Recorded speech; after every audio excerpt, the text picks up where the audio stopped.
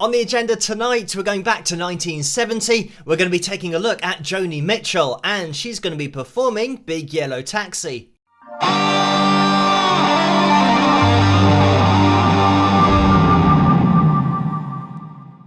Hello, Phil here from Wings of Pegasus, and welcome to another analysis video. If you enjoyed this video, please give it a thumbs up and subscribe. So this is a video that we originally looked at years ago, maybe 4 or 5 years ago, and back then I didn't have the interface that I have now to be able to demonstrate guitar playing, and the vocal isolating software that we use and the pitch monitoring software, that all didn't exist either. So I've wanted to take another look at this and use all the technology that we have now. Having said that, if you want to watch this the whole way through without me interrupting it, then this isn't going to be the video for you. Make sure that you go away and watch the performance independently, and there's a link in the description below as always if you do want to do that. But let's get Joni up on screen. I will be jumping into this. Let's see how Joni gets on.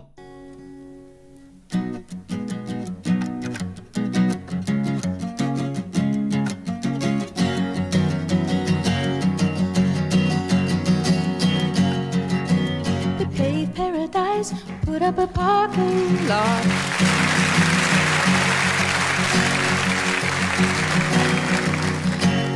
With a pink hotel, a boutique and a swinging hot spot. Don't it always seem to go? You don't know what you've got till it's gone. They paved paradise, put up a parking lot. I'm not going to jump in already, because there's so much in this performance so far. We're only just a little bit into it, but the rhythm guitar playing, I mean, Joni's voice, which we can see on screen, and as we did jump in there, the F sharp 4 is absolutely bang on, but just her range as well. And before she starts playing, she does say that she's in the mood for singing, but her pipes are on the way out. So she does reference the fact that she's not feeling great vocally, but you wouldn't be able to tell because her vocal just floats up to, it soars to these high notes, but then also comes down irregularly, covering an octave here in vocal phrases that follow each other straight away. But the guitar playing is certainly something that we're going to take a look at. So just a quick word on the tuning, because you will need to retune your guitars for this, hence why I have the Tanglewood guitar out. Obviously it's not an acoustic guitar, but I'm not going to be retuning my acoustic or the guitars that I use for my jams and the live streams and all that kind of stuff, because it will ruin the strings. So this guitar is an electric guitar, but it's got really heavy strings on it, so not so good for bending, but good in that they last a very long time, and that's what happens with heavier strings. They're a lot less likely to break. And we're starting with the D. It's going to be a Daft Dad tuning. D, and then A, and then this is going to be an F sharp, D, A, D. So those are the notes running from the top note to the bottom note. And I did do this by ear, just listening to this performance and seeing what Joni was doing with her hands. So yeah, it's a little bit kind of busking it out, but what we then do is grab our capo and stick it on the 4th fret, and once that's on, it will give us all the same chord shapes that we have, and you'll then get your chord open string tuning, meaning that we're getting a chord sound and we're not even having to put our fingers on the guitar. Going through the playing here, because we've now got this open chord sound, it means that in order to get other chords, you have to bar with this first finger. You have to push down all of the strings at once. And what you'll notice is that when Joni's playing, she uses her second finger here to press on top of the first finger, because you need quite a lot of force to play bar chords like this. So, and because these strings are so heavy, it's even difficult for me to fret them all, but kind of like that, and back down. So when we're playing this, we're effectively placing on what would be, in standard tuning, your E7th shape, and then placing on that third finger, third fret above your second finger, and that makes up the riff, really, that she's playing. And when she then comes up, she places in that third finger and places in that third finger again, just 2 frets above on the A string. So she's playing a little fill in there, but she's using this second finger to help with the bar. So she's not doing anything other than just using this one finger. With the guitar, I can just take down her vocal, which of course is sacrilege, but just so we can hear the guitar work going on a little bit more clearly.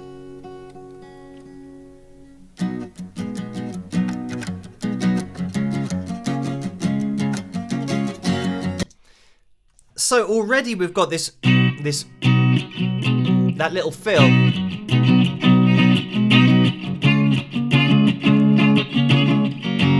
And now we're down to,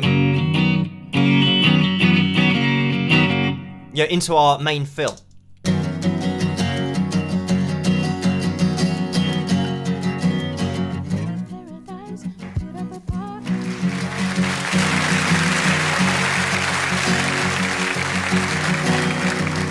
And I love the way that Joni starts singing, and everyone now recognises the song. Well, I don't know how you couldn't recognise it before that, but anyway, they start recognising the song. I guess this is 1970, so people haven't heard it for 50 years yet. But the way that she just loops this round, so that when she's playing her and gets into actually she's kind of having a slide up,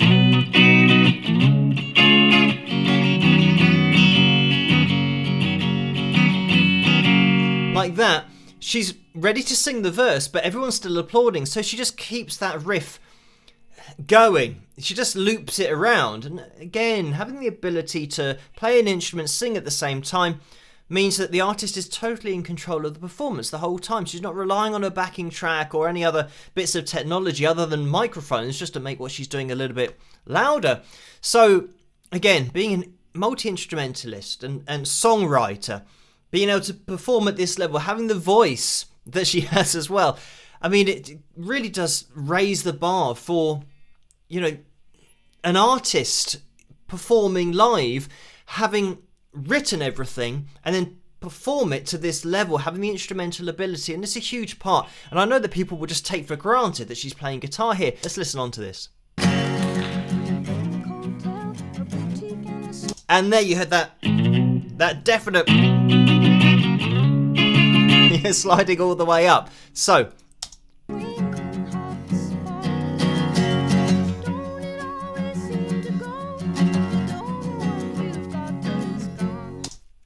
and here we've got our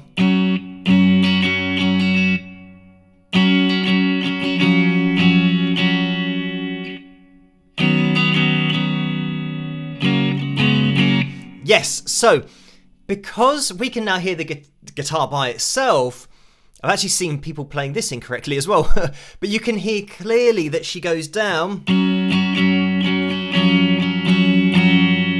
third finger to second finger and 9th fret down to the 8th fret here. If you're counting it as if the bottom of the guitar's here, you'll know the frets like that if you're playing without a capo. So,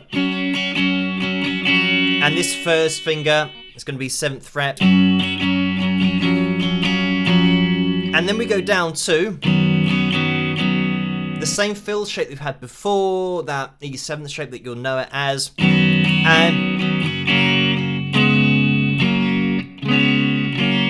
And then we're coming down just for this little fill. The second finger is now on the D string rather than that A. So,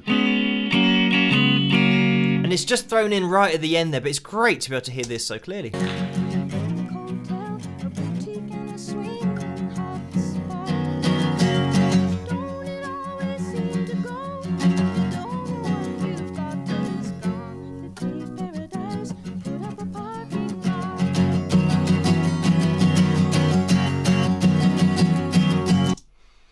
And you can hear the way that she's really kind of leaning into those strings to fill in that space. Again, this is playing the guitar with dynamics, changing the volume of it so that it just takes your attention in between the vocals rather than it just being in the background. She wants it just to pop out in that section. Jumping on with that fill shape coming off, it means that is giving you a changing melody all the time rather than just going.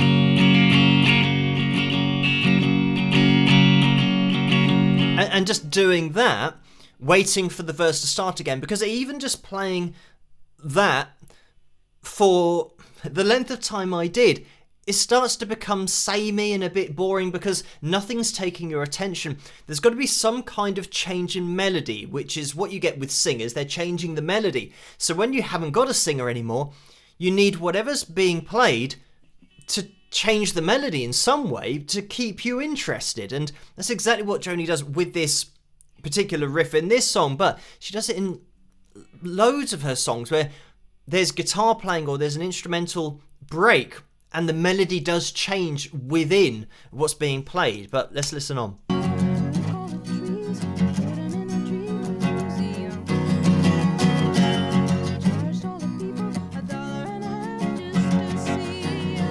I'll tell you what, we're going to bring her voice back into the equation, and let me just make sure that the levels are correct. I said, don't it always seem to go? You don't know what you've got till it's gone. They paved paradise, put up a parking lot.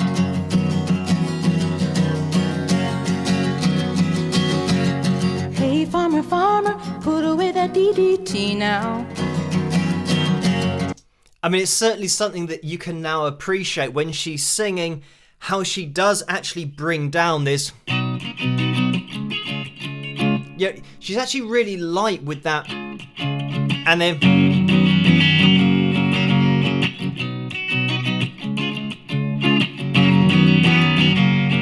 give me spots on my apples, believe me, the birds and the bees. Don't it always seem to go? You don't know what you've got till it's gone. They paved paradise, put up a parking lot. So, just to point out there that Joni did slide a little bit too far, I think, when she slid up, so they therefore laughed. But this is the great thing about having a live performance. This kind of thing happens. And Joni's the kind of person that just laughs because it was a bit of a mistake, but it's not a disaster. You know, it doesn't faze her. She just keeps on playing. It's almost like this is watching Joni perform just in a front room. You know, she's just playing through one of the songs that she's just written, and you can imagine that maybe you're a member of, you know, either her friends or family, and you're just watching her perform. And it's light-hearted. It's not, I mean, it's great. Obviously, it's music at the top level and performance ability at the top level, but because she's so relaxed doing it, it doesn't matter that there's a mistake in there because she can roll with it. I mean, there'd be plenty of artists that would put them off and then maybe mess up even more and then, you know, mess up their singing, but not with Joni.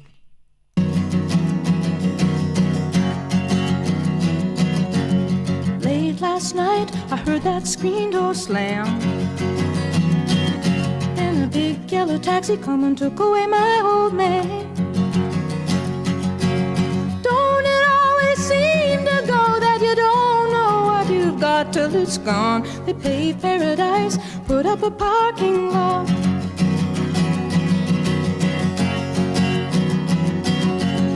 Late last night, I heard that screen door slam. I'm going to jump in here again. So let's jump into Joni's isolated vocal now. They paved paradise, put up a parking lot.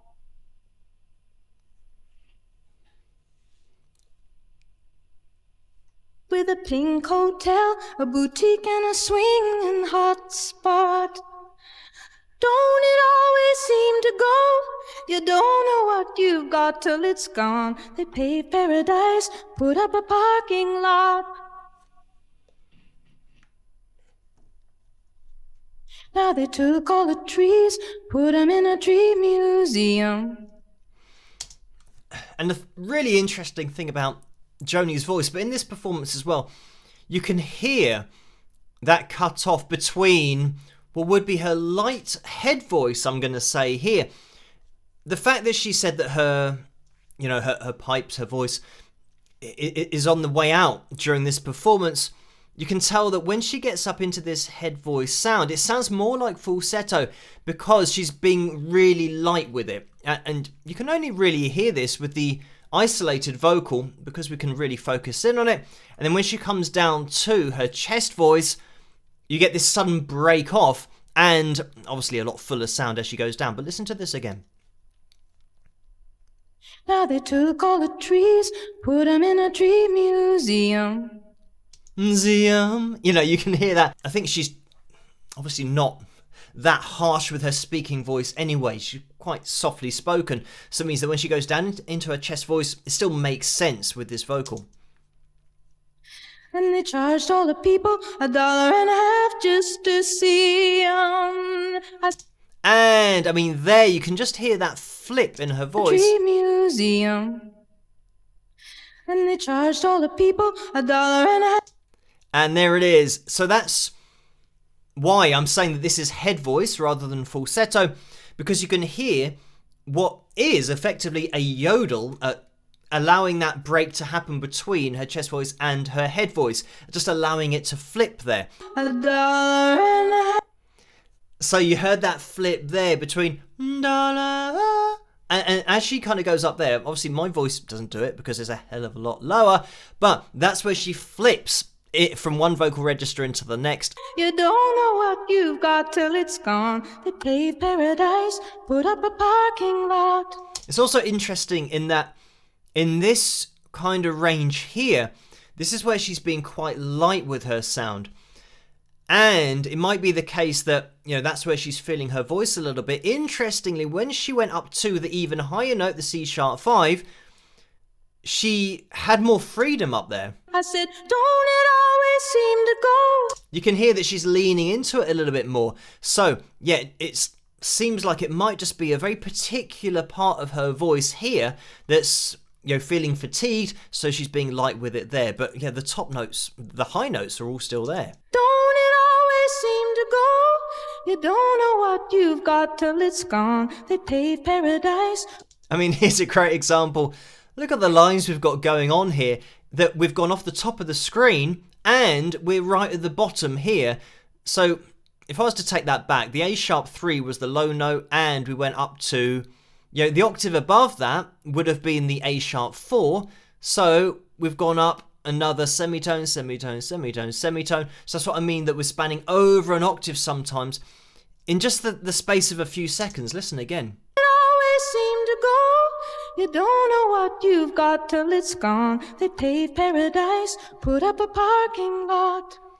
And because of the melody, you might not necessarily appreciate that we're covering that amount of ground pitch-wise because you're just listening to the song and enjoying it. But then when you break it down, you think, well, you know, how's anybody else going to try and sing this and play it live like this? The other thing is she'll sometimes do that where she'll throw in a vocal extemporization of going na na na na na na na, and she'll just change the melody ever so slightly, and it's still a great melody, but she's still got the freedom in her voice to allow her to do that. Obviously, it was an octave higher than I was doing there, but this is the point. She just releases that voice to go up, you know, to the heavens, and then back down again.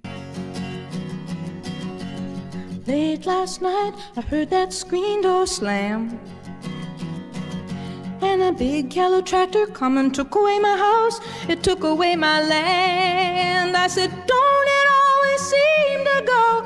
You don't know what you've got till it's gone. They paved paradise, put up a parking lot. They paved paradise, put up a parking lot. They paved paradise, put up a parking lot.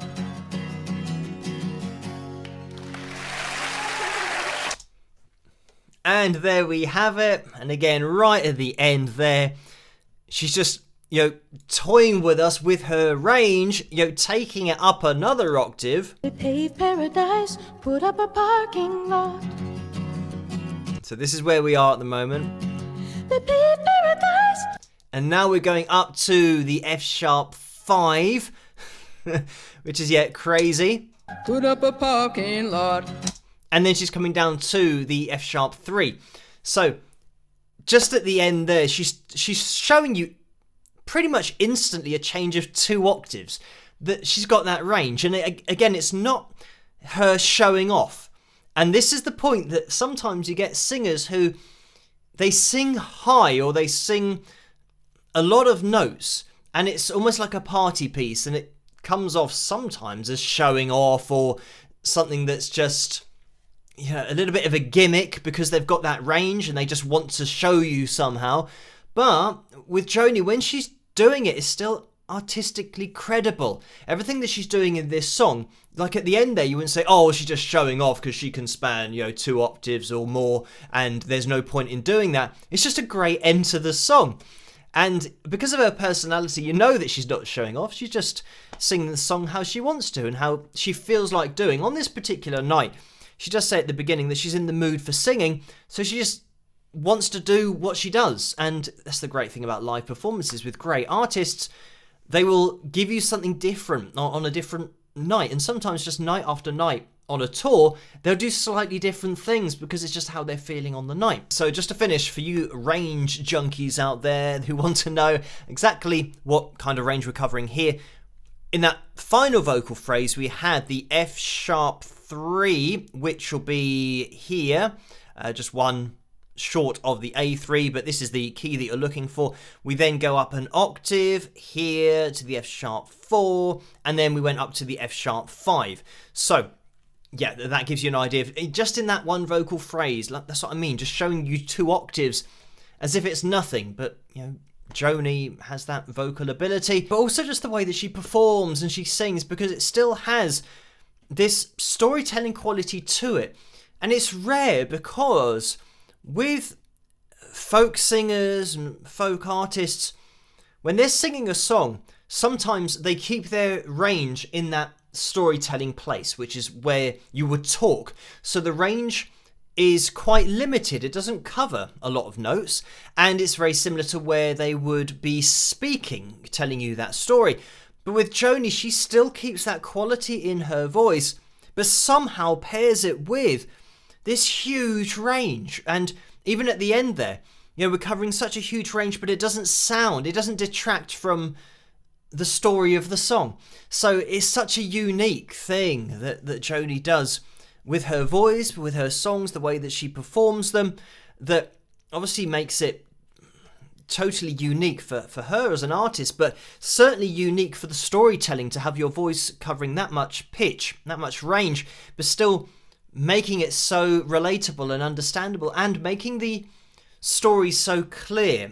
That's another thing. I mean, this video could go on all night, but just quickly, another thing is the enunciation of putting across the story of the song, hearing the words, knowing what the song's about. Because sometimes when a singer is increasing in pitch and going up towards the top end of their range, their words start to, you know, I don't know, they're compromised with their enunciation because they're trying to hit the notes, and they sometimes have to strain to hit the notes and you can't really tell what they're saying. Anyway, like I said, it could go on all night, and there is another performance after this one. Actually, this is from a performance at the BBC where she does lots of different songs. So yeah, I might do another video on Joni following this particular song. We can go into the next one if you guys want to see that. Let me know in the comments section below, as well as what you think. As always, keep those requests and suggestions coming for future videos in the comment section as well. If you did enjoy this video, please give it a thumbs up and subscribe,